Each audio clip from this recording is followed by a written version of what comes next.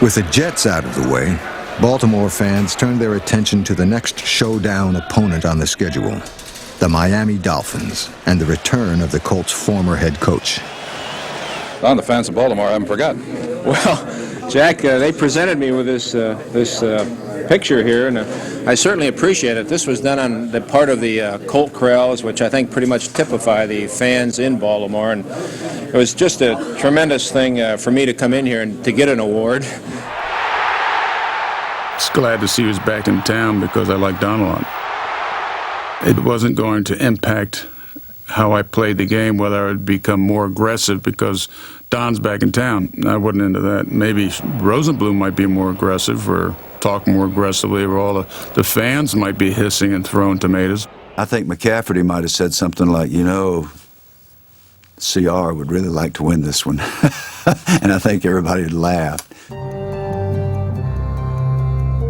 And then we go in the dead-gum Dolphin game, and the first half, we don't play well offensively. We just didn't do anything. We just dropped the ball and missed blocking assignments and that sort of thing. But we ran a kickback or something, and they made a couple mistakes. Gardine moves forward, takes it. 40, the 20, he may go. The 50, the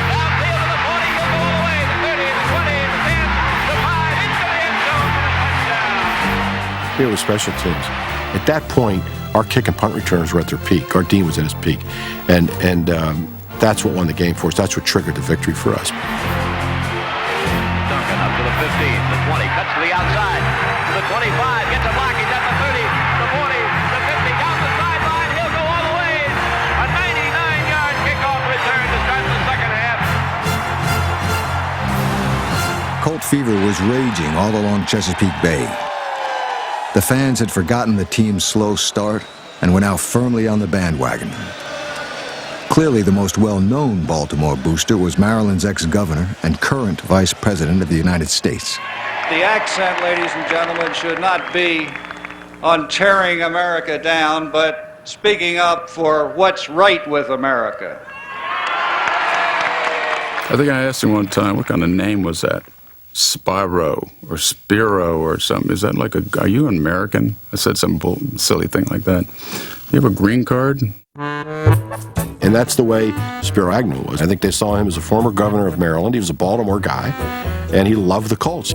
I think he was a Colt nut. I don't think there was any question about that. I mean, he knew everything. Well, I've been around him a little while, and I'm a very loyal Colt fan. In spite of my national connections, Howard, I stick with the Colts. Because their political views were similar, Mike Curtis didn't appear too upset when an unidentified teammate mysteriously posted Agnew's picture inside Mike's locker. I didn't do it because I was a vote one way or the other, or support a Democrat or Republican or fascist or communist or whatever the heck. I think somebody might have stuck it in there. Bill Curry might have done it, I think.